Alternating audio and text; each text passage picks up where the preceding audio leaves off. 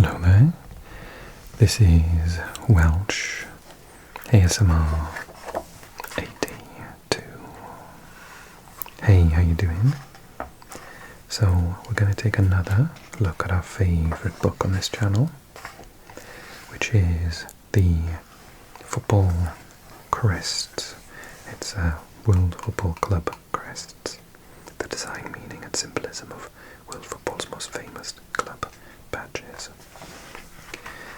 And in advance of recording this video, I hope you find it really relaxing, as well as really interesting, obviously, because we love football and we like to know about our favourite club's history. As promised in the previous video, and I'll say it again, for the next video I do in the series, why don't you write me a comment, because I'm about to read the comment now and choose what we do in today's video based on the people that commented on the last video. So if you want me to choose your club, and I haven't done it already, I might accidentally repeat a couple because I can't remember which ones I've done. Especially because I've been doing this book in my Spanish channel. They went absolutely nuts for it. One of my most successful videos ever on that channel. So I really can't remember what I've done and what I haven't done now. So, let's start off, because I've been asked to look at Spurs. And that will be a pleasure, because you guys... that was brilliant, a tea, isn't it? Let's just stop there for a second. Just need to look at the best club ever. Of course, you guys gave us Gareth Bale, and as a Welshman I'm eternally grateful. Okay. Tottenham Hotspurs. Harry Hotspur's fighting cockerel.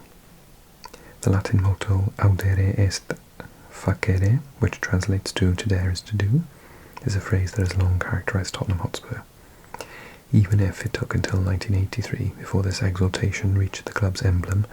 The motto has made its mark on the North London team. Here we can see the very recognisable Harry Kane. And it says here that phrase, "Audere est facere," you could pronounce it differently depending on if you ecclesiastic or church Latin would pronounce it "Audere est facere" with a ch sound. So it depends on which Latin you're saying. Is a phrase which encapsulates the striking talents of Harry Kane, a prolific goalscorer who plays for a club famous for great strikers including Jimmy Greaves, Clive Allen, Jurgen Klinsmann and Gary Lineker. The only time I've ever seen Spurs play, Jurgen Klinsmann scored. I was at Anfield, and it was an epic match. It was like 5-3 or something, 5-3, 5-2 to Liverpool. And we were on a trip with my brother's football club, and we managed to, for some reason, we sat down in the Kop. And my dad was telling me this story a couple of years ago, and he was saying, like, I don't understand how we got tickets for the Kop of all stands. But yeah, we were right down the front in the Kop, and we were right behind the goal when Klinsmann scored and did his, like, slide. So, this one is from 1921 to 1930. In 1909, a bronze statue of a cockerel was erected above White Hart Lane's West Stand. Since then, the cockerel and Tottenham have been inseparable. This one was between 51 and 66. It's like if I tried to draw a turkey. And then this one, from the bottom with a little bit of colour, gone gold now. This one was between 83 and 95, and then again between 99 and 2006. This one, with the Audere est facere, was between 97 and 99, so I interjected those. And then this one is being 2006 to the present. To help modernise the club, another emblem was introduced. This version was modelled on the crest used between 67 and 82. When the cockerel stood on a leather ball, The club name was spelled out below. The bird before to 2017-28, the cockerel was once more framed by the classic shield on the match jerseys to honour the league title of 1961. Okay, next comment. Please do Portland Timbers. Let's check out the USA. I know there's a section for the US in this book. Seattle Sounders is here. Portland. Oh yeah, we do. The Lumberjacks from Oregon. Portland Timbers know the value of a brand with a local connection. During its more than 40-year history, the franchise has never tried to disguise its origins. And why should it? The timber industry was a massive force in the town's economy during the 19th century and continued as such well into the last decades of the 20th century. So here we had the club badge between 1975 and 1982, which was during the North American Soccer League, the NASL. Various different club crests were used, all with the same basic message. So this one was second, then that one in gold. I quite like that one. And then a sort of italic timbers with the tree there in the middle, or on the left side. 2001 to 2004, and then again in 2005 to 2010. And the timbers figured in the American Second Division in the early 2000s. An updated crest was unveiled with a new shape and different colours. The three-pointed crest was neither popular nor long-lasting. The later crest, which reverted to the club's origins, was welcomed by the fans. Both marked a fresh start in Oregon's football heartland. And then this one's been between 2011. Oh no, this is 2011 to 2014, 3 years. This was before their first season in Major League Soccer in 2011. A new modernised version of the earlier emblem was introduced. The updates irritated a great number of Timbers fans. Specifically, there was no great differences, but the axe. Indeed, the whole emblem has a more comic book style look than before. In addition, Portland has become much larger than Timbers. A change that again irked supporters. Although this was a common device by clubs to show their attachment to their region, the fact was that the axe extends beyond the borders of the circle to suggest the club's strength, precision and attention to detail.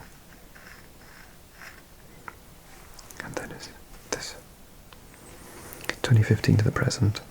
In the same year that the club won the MLS Cup, the emblem was changed after representations from the fans. The time had come for an update. With this, the name disappeared. The design of the axe had already been somewhat toned down. And the fact that the axe is shaped like a T is of course no coincidence. Oh, yeah, okay.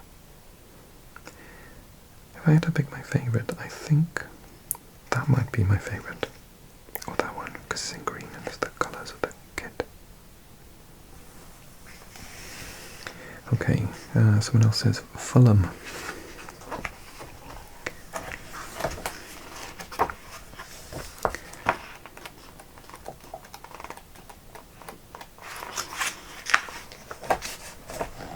Fulham's an interesting one.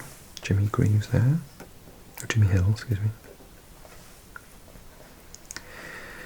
Okay, so this one is 1898.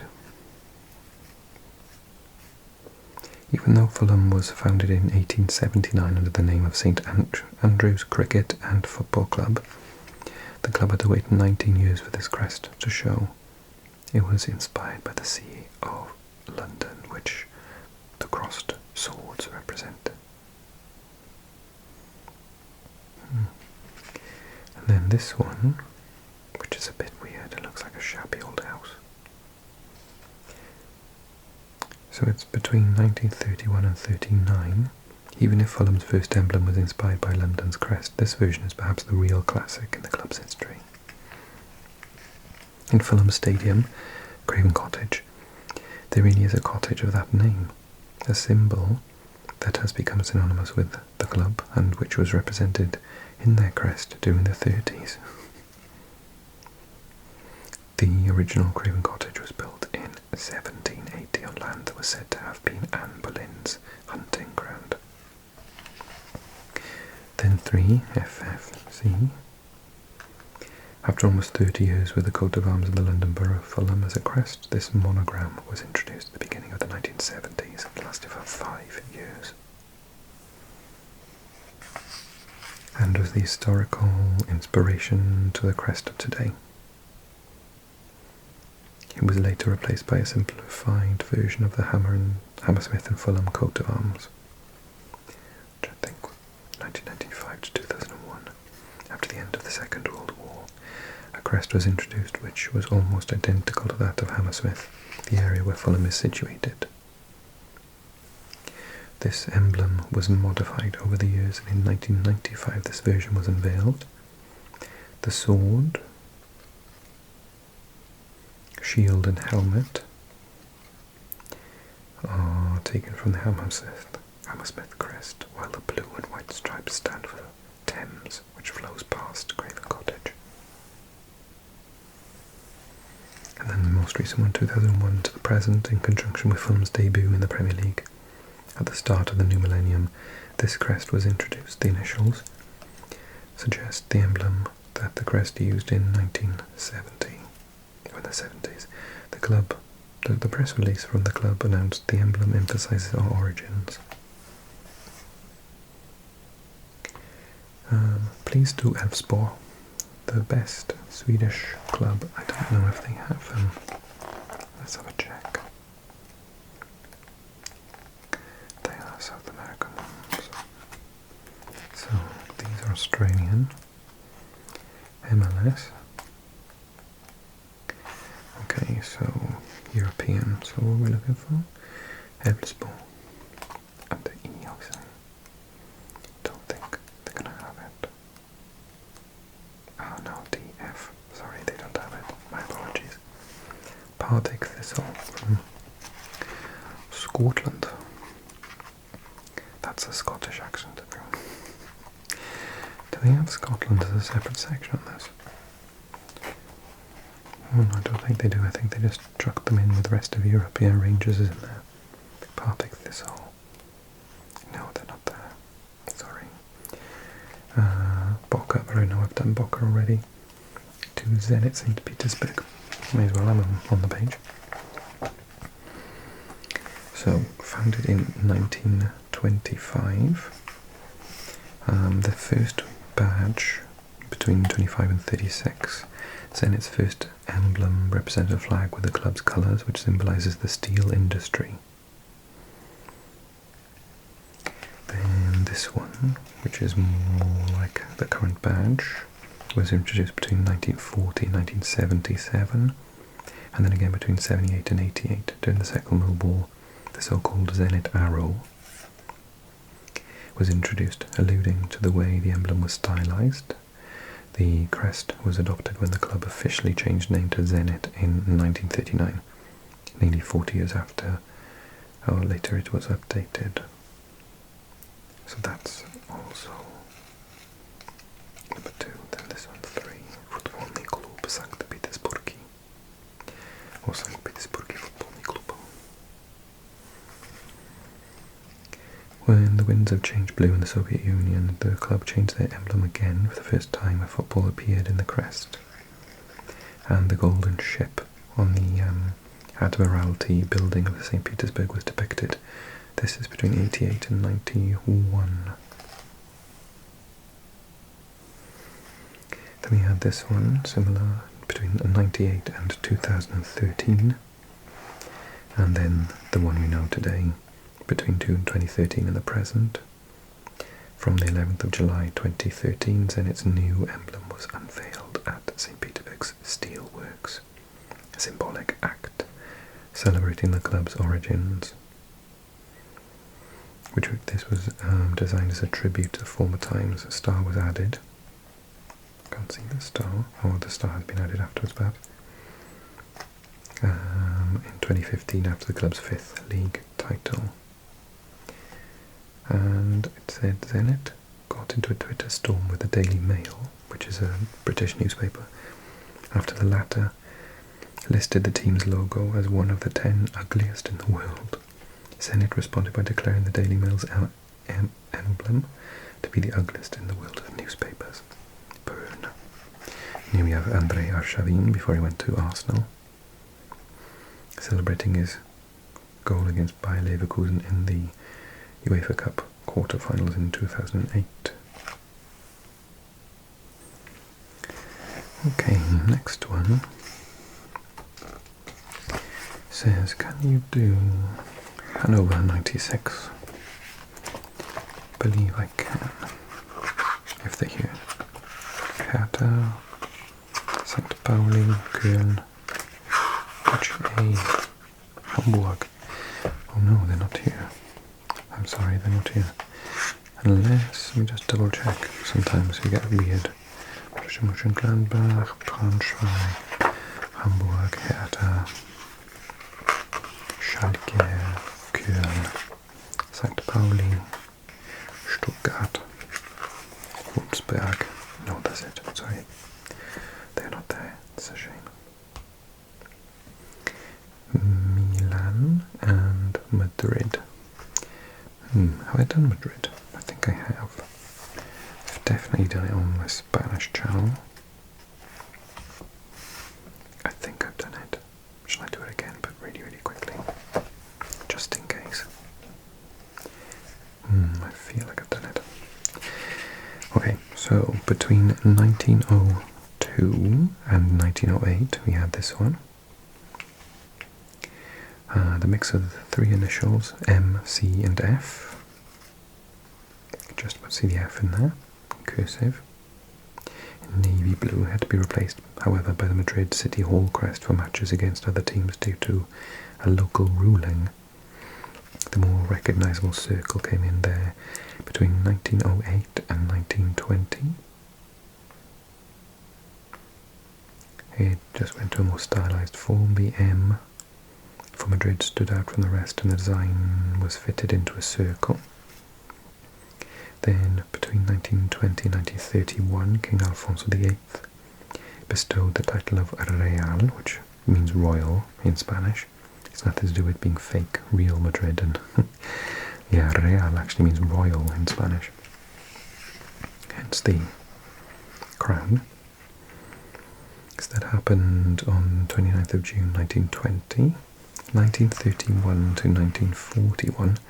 Okay, this is interesting. The crown was removed from the crest after the abolition of the Spanish monarchy. So this was during the time of Franco, when he threw out the royal family, and I think they went to live in, I can't remember, France or Italy, I can't remember where. The circle stayed in place and the initials were centered once again with a more stylized design, a diagonal purple stripe, which represented Castile, the region that Madrid are in. Castilla was added to the emblem. The crest had a similar appearance after the Spanish Civil War, apart from the crown. In many instances, the navy blue on the circle was replaced by gold. It looks better, I think. The team's name became Real Madrid Club de Football. This crest would remain in use until the start of the 1990s, and then 2002 to present. So it's one of those ones that's not actually changed that much. The more stylized current crest has a narrower blue stripe, and the letters are wider and have a navy blue border with a bigger M. The emblem is used as a logo to promote the Real Madrid brand around the world. What was the other one? Milan.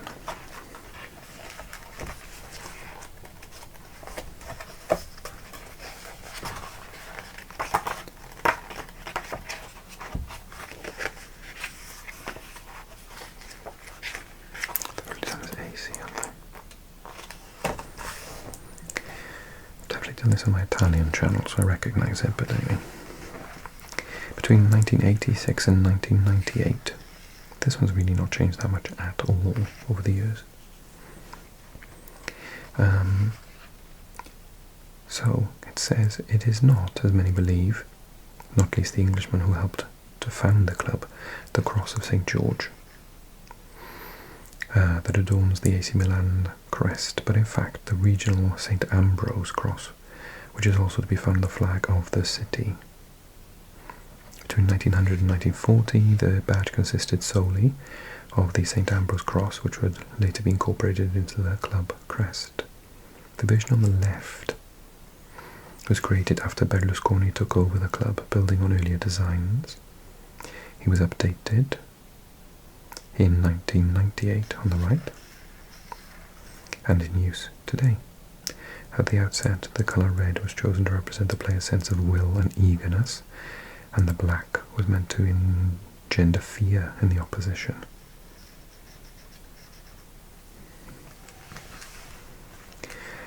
And then between 1980 and 1986, so the colours inspired the nickname of the club, Il Diavolo, the Devil, a name coined by one of their founders, the Englishman Herbert Kilpin.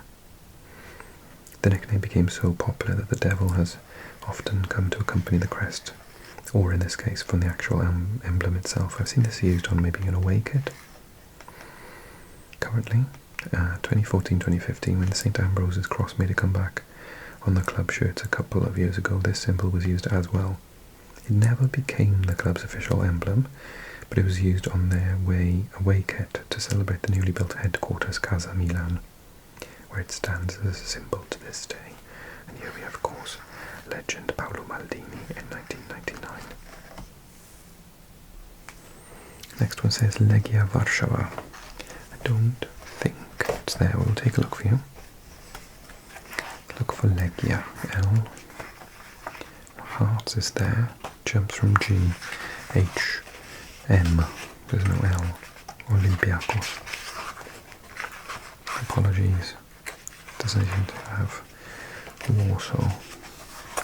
It's not a W, is it? No. It's got Red Star, Rangers, PSV, Porto. No Legia, sorry. Fenerbahce, I've done you.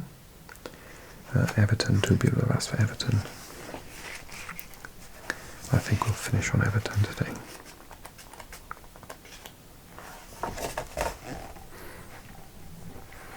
Graham Sharp, skipper, Kevin Ratcliffe and legend Neville Southall do a lap of honour after securing the 84-85 First Division League title. So the first one is quite a funny one, look. EFC in blue within this gold part down here, which actually the tower has remained. Between 1983 and 1991, Theo Kelly's historic emblem was simplified so that it could be more easily embroidered into the team shirts. The Latin motto disappeared, and the club initials were given more space. Both the tower and the wreaths were there during the period that would be Everton's most successful. 2 league titles, 1 FA Cup and 1 League Cup triumph. Between 1991 and 2000, at the start of the 90s, the original emblem was recreated. Now only in blue and white. The club name was removed and replaced with the Latin motto, which, with the exception of 1 year, has remained ever since Nil Satis Nisi Optimum.